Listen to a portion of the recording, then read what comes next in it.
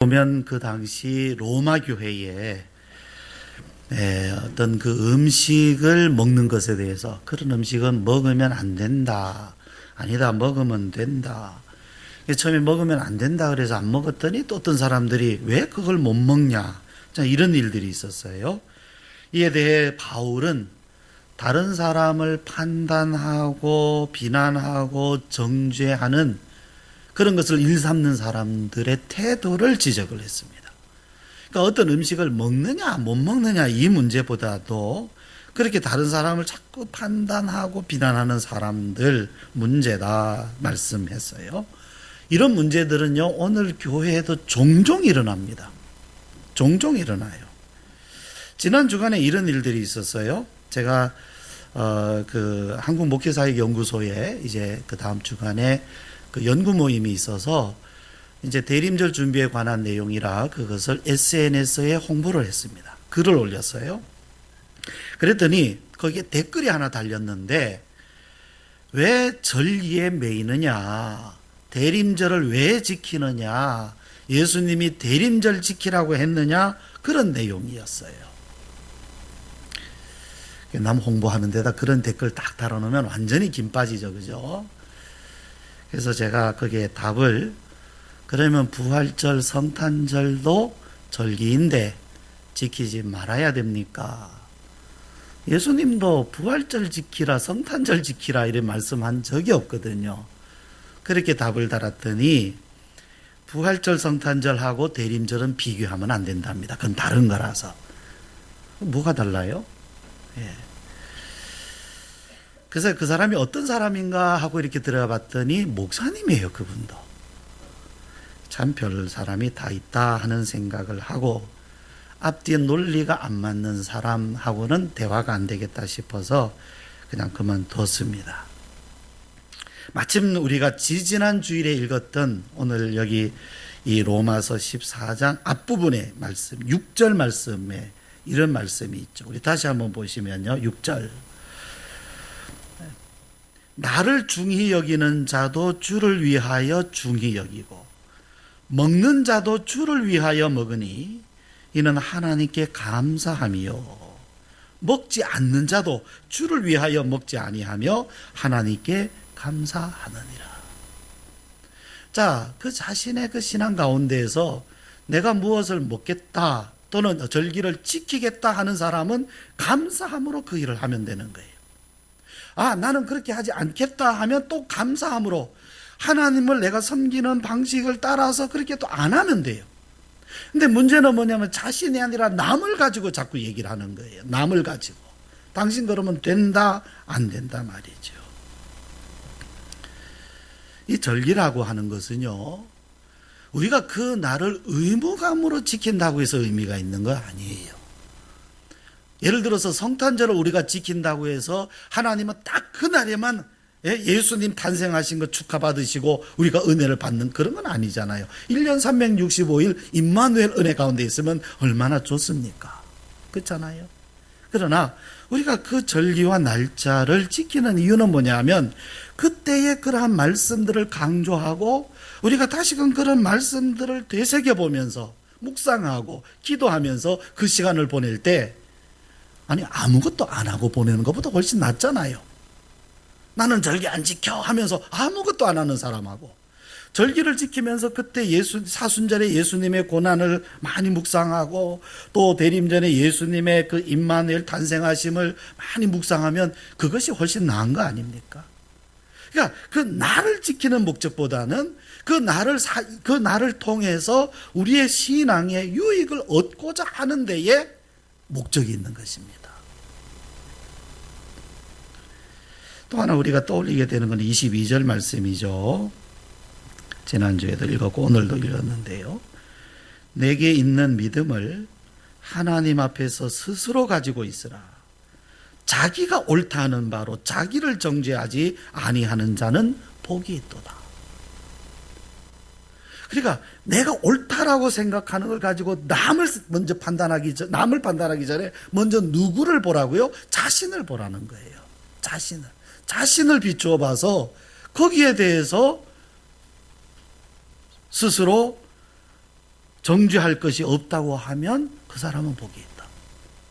그런데 자신에게 비쳤는데 문제가 거기서부터 생겨난다면 그거는 다른 사람을 지금 볼 시간은 아니죠. 그래서 개혁은 자기 자신을 돌아보는 데서부터다라고 지난주에 말씀을 드렸습니다. 운동장에 달리기를 하는 선수들이 있습니다. 그 운동장에서 땅 소리가 나자마자 정말로 그냥 온 모든 것을 집중해서 뛰는 선수들은 자기 코스에만 집중을 합니다. 남의 코스를 신경 쓸 겨를이 없어요. 왜? 지금 내 경주, 결국에는 이 경주는 뭐예요? 남과 경쟁을 하고 있다 해도 결국 자기와의 싸움이거든요. 자기 코스를 바라보고 뛰어가야 됩니다. 남 쳐다본다고 뒤 쳐다보고 옆에 봤다가는 넘어집니다. 그런데 남의 경주, 다른 사람 경주 보면서 콩 나와라 팥 나와라 하는 사람들은 누구겠습니까? 심판하는 사람, 코치, 구경꾼. 구경꾼들은 어때요? 그거 보면서 잘 뛰어라 잘 뛰어라 글로 가면 안 돼, 왜 더 빨리 못 뛰냐, 온갖 소리를 다 합니다. 소리를 쳐요. 어떤 사람은 환호하고 어떤 사람은 비난하면서 연습을 안 하니까 그렇지 하면서 온갖 이야기를 다 하죠. 근데 이 사람들은 누구예요? 선수가 아닙니다. 선수가 아니에요. 남을 가지고 이야기하는 사람은 선수는 아니에요. 다시 말씀드려서 신앙으로 우리가 말씀을 드리면 남을 가지고 이야기하는 사람은 자기 경주 안 뛰는 사람이에요. 자기 경주를 뛰는 사람은 남의 경주를 가지고 말할 겨를이 없는 겁니다.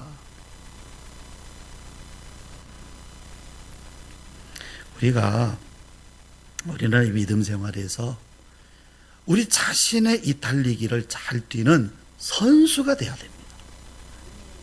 남을 코치하고 구경하고 심판하는 그런 사람을 하나님이 원하시는 게 아니에요. 선수를 원하시는 겁니다.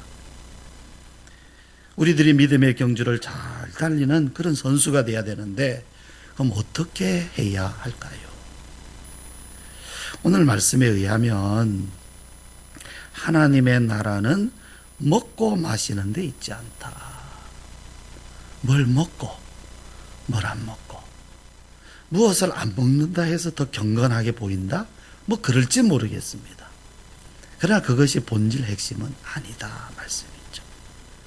17절 말씀, 하나님의 나라는 먹는 것과 마시는 것이 아니요 오직 성령 안에 있는 의와 평강과 희락이라.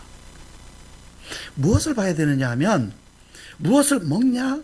내가 지금 무엇을 못 먹냐? 여기에 초점 맞추는 게 아니라 여기에 뭐가 있어야 되느냐? 성령 안에 있는 의가 있느냐? 평강이 있느냐? 희락이 있느냐? 이게 없다고 하면 아무 소용이 없죠. 사람들은요 자꾸 먹고 마시는 데 집중을 하려고 해요. 먹고 마시는 거, 모양 판단하고. 아닙니다. 우리는 성령 안에 있는 의, 평강, 희락, 여기에 집중을 해야 돼요. 이것은 어디에 있다 그랬습니까? 의와 평강과 희락은 성령 안에 있는 겁니다. 우리가 사는 이 사회도 그러한 것들이 있어요. 덕목들이 있어요. 의라고 하는 덕목, 평화라고 하는 덕목, 희락이라고 하는, 기쁨이라고 하는 덕목이 이 세상에도 있어요. 우리 함께 기뻐합시다. 우리 평화를 위해서 싸합시다. 정의를 구현합시다. 있어요. 그런데 여기 성경이 말씀하는 것은 그런 세상 덕목을 말씀하는 게 아니라, 사회적 의미가 아니라 신앙적, 영적, 즉 성령 안에 성령님이 주시는, 여러분 성령의 9가지 열매는 윤리 열매가 아닙니다. 성령이 우리에게 주시는 은사예요. 성령이 주시는, 이거는 본질적으로 내용 자체가 다른 것이죠. 그래서 우리는요 바로 여기에 초점을 맞추고 이 방향으로 달려가야 돼요. 성령께서 우리에게 주시고자 하시는 의와 평강과 희락, 이 방향으로 우리는 달려가야 돼요. 그리고 그것이 지금 여기에 나타나고 있느냐, 그것을 봐야 되는 것이죠. 말하자면 여러분, 교회 왔더니 온갖 사람들이 다 그냥 다른 사람을 판단하고 다른 사람을 간섭하고 이런 사람들만 있고, 실제 하나님이 주시는 의와 평강과 희락을 누리는 사람은, 그 마음속에 이 기쁨을 가지고 기쁨을 노래하는 사람은 한 사람도 없다. 그러면 그곳에 하나님이 살아계신 걸 뭘로 느낄 수 있겠습니까? 성령님이 역사하신다는 걸 뭘로 느낄 수가 있겠습니까? 기쁨이 없는데, 평강이 없는데, 의가 없는데. 그러면 이 의와 평강과 희락이라고 하는 것은 더 구체적으로 어떤 것을 말씀하는 것이겠습니까? 여기 말씀하는 의라고 하는 것은 옳음입니다. 옳은 것. 더 정확하게 하면 옳게 여겨주시는 거예요. 누구를? 죄인을 의로 옳게, 의롭다고 옳게 여겨주시는 거예요. 내가 정의로워서 정의를 행할 수 있다는 게 아니에요. 정의롭지 못한 나를 주님이 나를 받아주셨다라는 거예요. 그래서 나의 죄와 허물을 다시 기억하지 아니하게 하시는 거예요. 더 나아가서 이제부터는 하나님이 주시는 의로 말미암아 나의 삶이 바른 삶을 살아가게 하시는 거예요. 용서를 경험하지 못한 사람은 용서 못합니다. 하나님의 의, 죄인이 나를 의롭다 여겨주시는 하나님의 의를 경험하지 못한 사람은 엄밀하게 남을 정죄하는 수는 있어도 그 의를 나타내지는 못해요. 안 되게 돼 있어요.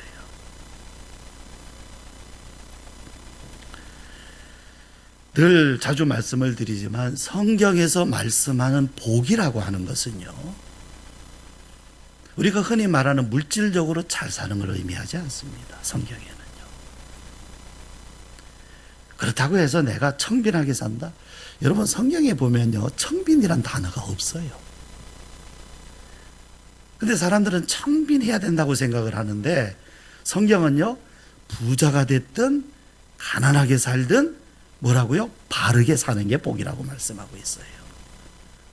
잘 산다고 복이다, 못 산다고 복, 이거 아니에요. 바르게예요, 바르게.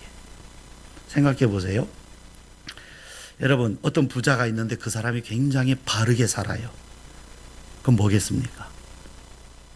근데 어떤 부자가 있는데 되게 악하게 살아요. 복이겠습니까? 가난한 사람이 있는데 이 사람은 바르게 살아요.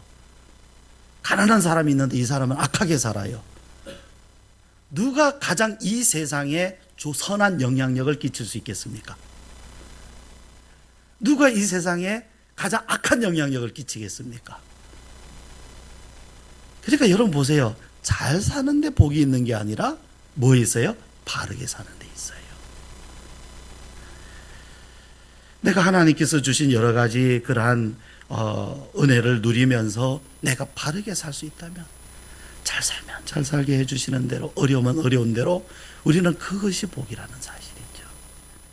하나님께서 내게 온갖 좋은 것을 다 주신다 할지라도, 내가 육신적으로 많은 것을 가지고 누린다 할지라도 그것을 가지고 의를 행하거나 바르게 살지 못한다고 하면 그것은 그 사람의 복이 아니라, 엄밀하게 말하면 그 사람에게 그것은 심판거리죠. 저주죠. 그러므로요, 우리가 우리의 삶을 살면서 또 어떤 일을 하면서 모든 일에는 과정도 올바라야 되고 결과도 올바라야 돼요. 하나님은 우리를 그 길로 인도해 가시는 것입니다. 그러니까 과정이 어떻게 됐든 결과만 좋으면 돼, 이거는 우리 믿는 사람들이 할 이야기는 아닌 거죠. 자, 그 다음에 평강이죠. 자, 이 평강이라고 하는 것은요, 그냥 우리가 흔히 말하는 평화입니다. 평화로운 상태. 원수라고 하는 말, 이런 말과 반대되는 말이죠. 이 평강은 관계를 말해요. 화목한 관계. 격이 없이, 벽이 없이 반복하지 않는 그런 관계를 의미합니다. 누가 주시는 겁니까? 자, 예수님은요, 우리를 하나님과 화목하게 하시려고 이 땅에 오셔서 우리를 하나님과 화목하게 하셨어요. 주님의 희생으로 말미암아. 우리가 하나님과 반목한 모든 죄의 문제를 주님이 담당하심으로 우리로 하여금 하나님과 화목하게 하시고, 이제는 하나님을 아버지라 부를 수 있게 하신 거죠. 그러면서 예수님 뭐라고 말씀하셨습니까? 평안을 너희에게 주노니. 평안을 너희에게 끼치노니 곧 나의 평안을 너희에게 주노라. 내가 주는 평안은 뭐라고요? 세상이 주는 것 같지 않다. 왜 세상이 주는 것과 다르다 그랬을까요? 그는 본질적으로 다른 게 있어서 그렇죠. 예수님이 우리에게 주시는 평안은 주님의 희생을 통하여서 주시는 겁니다. 그냥 평안해라 하는 기원 정도가 아니에요.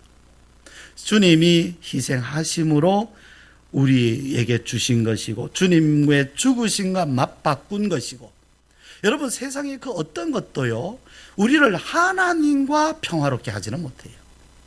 그러나 주님이 우리에게 주시는 것은 하나님과의 화평입니다. 여러분, 하나님은, 또 하나님의 나라는 우리가 영원히 돌아가야 할 고향과 같아요. 우리가 언젠가 돌아가야 할 고향과 같은 거예요. 그런데 그 고향과 내가 원수지간처럼 돼 있다고 하면 어떻게 되겠습니까? 그 돌아갈 날이 가까우면 가까울수록 염려, 근심, 두려움이 더 많이 생기지 않겠어요? 내가 어떻게 돌아갈까? 하나님과 관계가 멀면요, 그 날이 가까우면 가까울수록 불안할 수밖에 없잖아요. 내가 어떻게 하나님 만나지? 그러나 하나님과의 관계가 아주 좋은 사람이라면 어떻게 되겠어요? 반대로 그날을 손꼽아 기다릴 수 있지 않겠습니까? 그렇잖아요. 주님이 우리에게 주시는 평안은 이 세상이 주는 것과 같지 않은 겁니다. 주님이 우리에게 주시는 평안은, 이 세상의 평안은요 결국엔 어디에 부딪힙니까? 자기의 죽음이라고 하는 문제에 다 부딪혀요. 다 깨져요. 그러나 주님이 주시는 평안은 이 사선, 죽음의 선을 넘어가는 것입니다. 적어도 여러분, 우리가 신앙생활을 하면 이것을 넘어가야 돼요. 자기 죽음의 문제가 넘어가져야 돼요.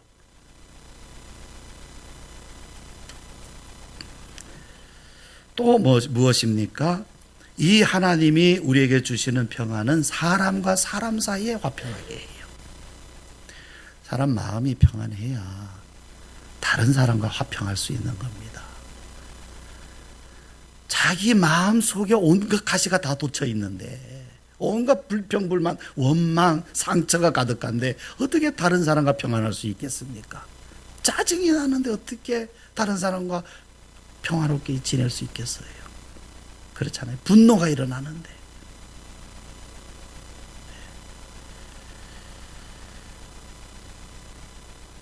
그런데 하나님이 우리에게 주시는 평화는 분명히 우리 마음을 주장합니다. 하나님과 평안한 사람은 다른 사람과도 평안할 수밖에 없게 돼 있어요. 이거는 하나님만이 우리에게 주시는 겁니다. 세 번째, 희락이죠. 이 희락이라고 하는 건 기쁨입니다. 여러분, 믿음과 기쁨은 뗄래야 뗄 수 없는 겁니다. 믿음은 있는데 기쁨이 없다? 말이 안 되는 거예요. 밥을 먹었는데 배가 안 부르다? 말이 안 되는 거죠. 이 평화로운 하나님과의 관계, 또 이웃과의 관계는 우리의 삶에 기쁨을 가져다 줍니다. 우리가 성경을 깊이 이렇게 살펴보면요, 하나님께서 하나님의 형상으로 우리를 지으신 것은 관계적 존재로 만드신 거예요. 이 무슨 얘기냐면, 사람이 궁극적으로 가장 기뻐하고 행복을 느낄 수 있는 것은 어디에서 얻느냐면 관계에서 얻을 수 있어요. 관계에서. 사람들이 이 관계에서 만족을 못 얻으니까 자꾸 물질에서 얻으려고 크기로 뛰어가는데 안 돼요. 못 채워집니다. 결국에는 사람이 가장 행복해질 수 있는 것은 관계예요. 그런데 이 현대사회에 사는 우리들은요, 참 이 관계가 얼마나 힘든지 모릅니다. 그러니까 이 물질이라고 하는 것은 그 어느 시대보다도 풍족한 게 우리가 살고 있는데도 우리 마음의 만족은 그것을 누리지를 못하는 거예요. 물질은 풍성한데. 왜 그러냐면 관계가 자꾸 깨어지기 때문에.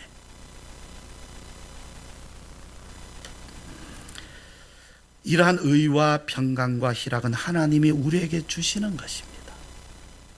하나님의 은혜를 입으면 가장 먼저 우리의 삶에 나타나는 게 뭔지 아십니까? 관계 회복이에요. 하나님이 우리에게 주시는 것입니다. 이것이 우리가 뛰어가는 경기의 그 경주의 목표와 같은 거죠. 아, 이 방향이다. 우리가 지금 애쓰고 힘써서 달려가는 이 방향 어디로 가야 되느냐? 우리의 신앙의 방향, 삶의 방향 어디로 가야 되느냐? 아, 성령께서 주시는 의와 평강과 희락이다. 우리가 여기로 달려가야 되겠다. 이게 달려가면서 봐야죠. 지금 어디로 가고 있느냐? 이것을 향해서 우리가 달려가려고 하면 가면서 다른 사람을 간섭할 그런 여유 별로 없어요. 자, 그러면 이러한 의와 평강과 희락을 우리가 얻고자 달려갈 때 우리는 무엇을 해야 하고 또 주님은 어떤 일을 하실까요? 이제 15장 1절로 가면요.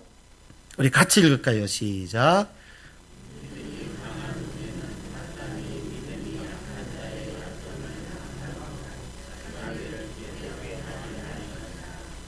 자, 약한 사람의 약점을 누가 담당해요? 자, 약한 사람의 약점을 보통 사람들은 어떻게 합니까? 그것을 담당합니까? 판단합니까? 그렇죠. 거의 모든 사람들이요. 약자의 약점을 판단하고 비난합니다. 늘 그래요. 보면. 약한 사람 있으면 그 약한 사람의 약점을 내가 담당하려고 하는 것이 아니라 비난하고 정죄하고 너희는 우리하고 달라. 너는 우리하고 달라. 나가. 그게 보통 일어나는 일이잖아요. 요즘에도 신문에 그런 거 있더라고요. 왜? 분양된 아파트, 임대한 아파트 출입구도 따로 내서 아이들이 서로 어울리지도 않는다. 그게 세상 아닙니까? 그죠?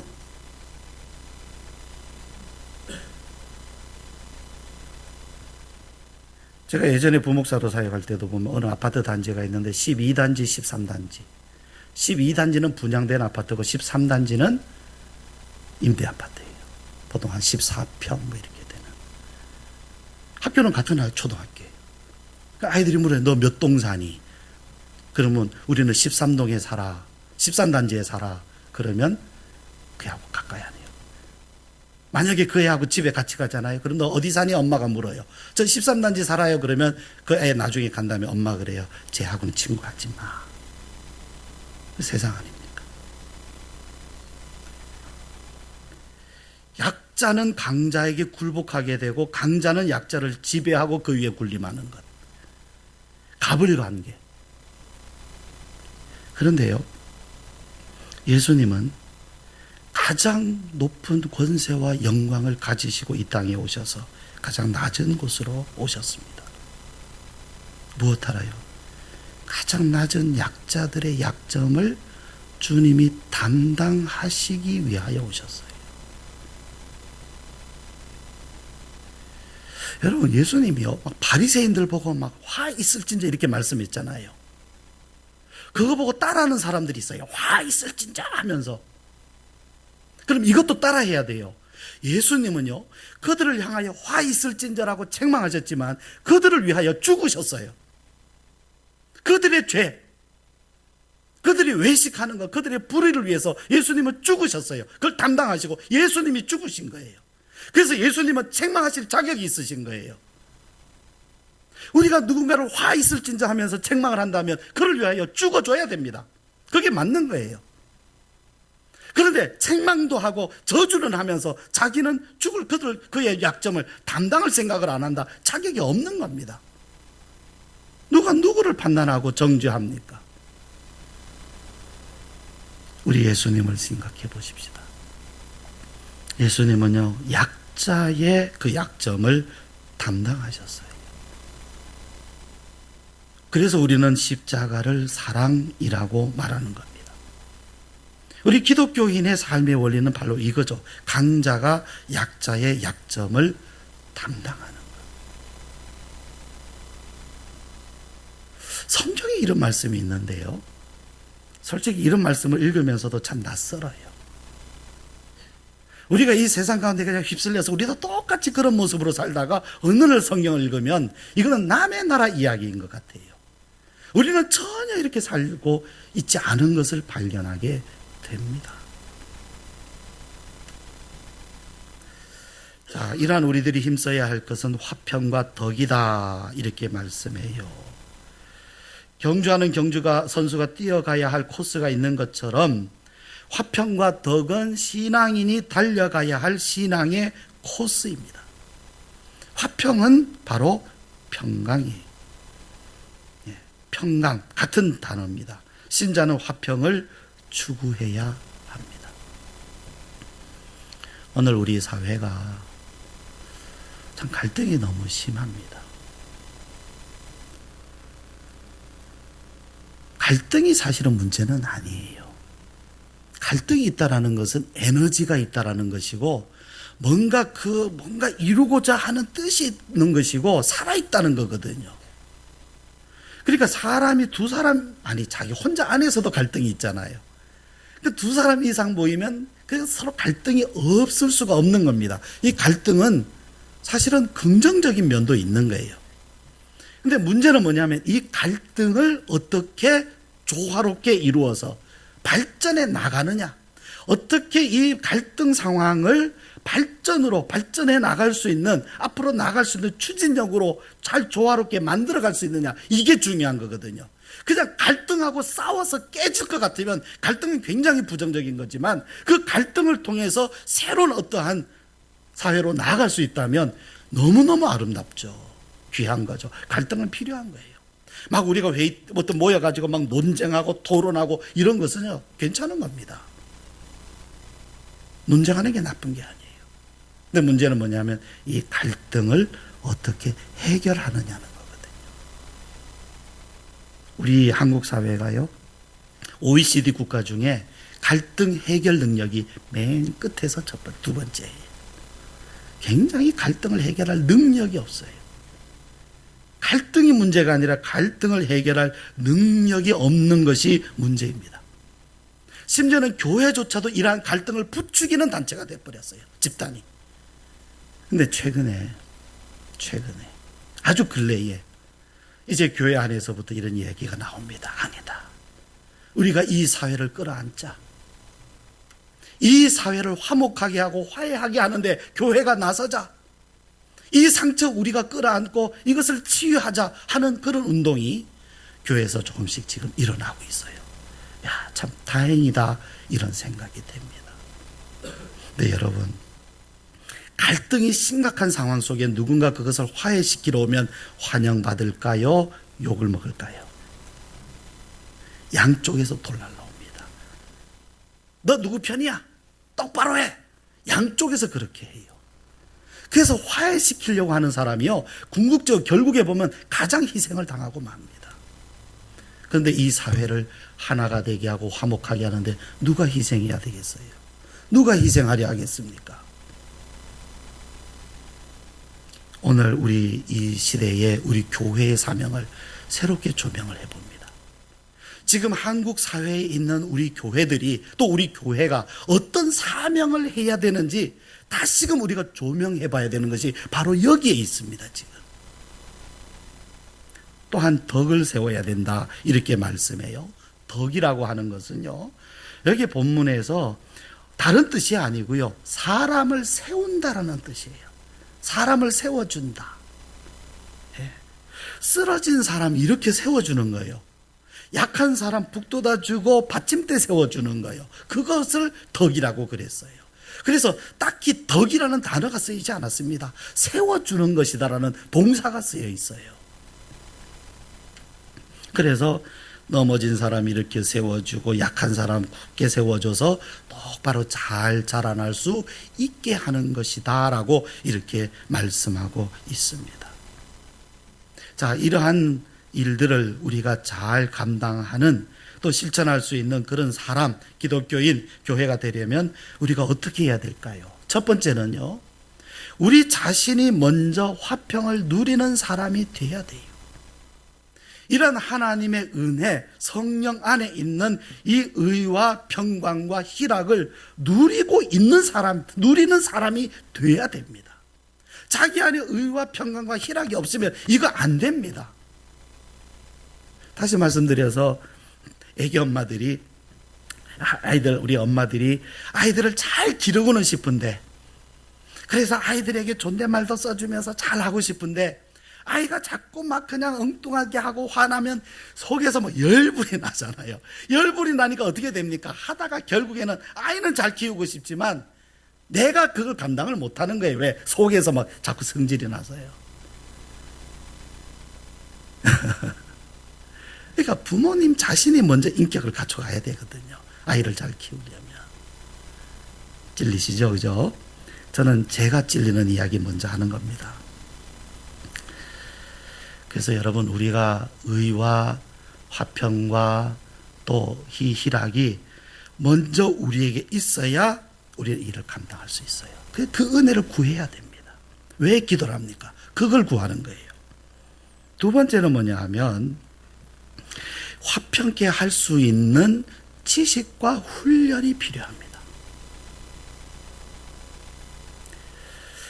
예전에는 그냥 일반 상식적으로 뭐 사람 갈등 있는 사람, 문제 있는 사람 데려서 서로 악수하세요 그러면 악수도 잘하고 그랬지만, 지금은 그렇게 안 됩니다.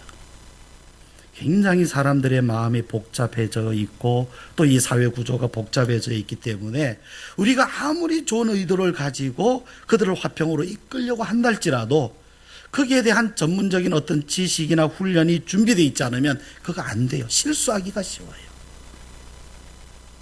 그래서 그 훈련, 지식과 훈련이 필요합니다. 지난 추수감사절 특별 새벽 기도를 하면서 현대 사회를 살아가는 우리 그리스도인들이 맺어야 할 7가지 열매에 대해서 쭉 말씀을 나눴어요. 근데 그 내용들은 다 원리적인 내용들이에요. 원론적인 것들. 그런데 여기에서부터 우리가 실천을 하려고 하면 어떤 이 사회를 이해하고 또 그것을 행동으로 옮겨갈 수 있는 어떤 실제적인 지침이 있어야, 지식이나 훈련이 있어야 될 텐데, 가서 화평하세요, 사랑하세요 라고만 하지 그것을 가르쳐 드리지 못한다고 하면 그건 안 되겠다 싶어서 제가 이제 어떤 생각을 했느냐 하면, 우리 교회에서 이 훈련을 해야 되겠다. 훈련을 해야 되겠다. 그래서 오늘 오후 찬양 예배 때부터 우리가 소그룹 워크숍을 하려고 합니다. 이것은 단순한 어떤 설교 말씀만이 아니라 실제적으로 우리가 삶에 적용할 수 있는, 가장 좋은 것은 뭐냐면 여러분 가정에서부터 적용될 수 있는 거예요. 더 자세한 것은 이따 오후에 이제 워크숍 시작할 때 제가 말씀을 드리도록 하겠습니다. 제가 얼마나 잘할 수 있는지 그것은 제가 모르겠습니다만은, 그러나 제가 기대하는 바는 여러분의 실제적인 삶에 이 갈등 상황 속에서, 여러분 가정이나 여러분의 이웃이나 이 사회 속에서 실제적인 여러분에게 효과가 있고 도움이 되는 그런 시간들이 되기를 바랍니다. 이 시간 우리 함께 기도합시다. 먼저 하나님께서 우리에게 화평을 주옵소서. 하나님과 화평을 누리게 하시고 성령 안에서 의와 평강과 희락을 누리게 하여 주시옵소서. 그래야 우리가 사람을 화평하게 하고 덕을 세우게 하여 주시옵소서. 그리고 우리가 항상 이 표대를 향하여 흔들리지 아니하고 끝까지 이 신앙의 경주 달려가게 하여 주시옵소서. 우리 함께 기도하시겠습니다.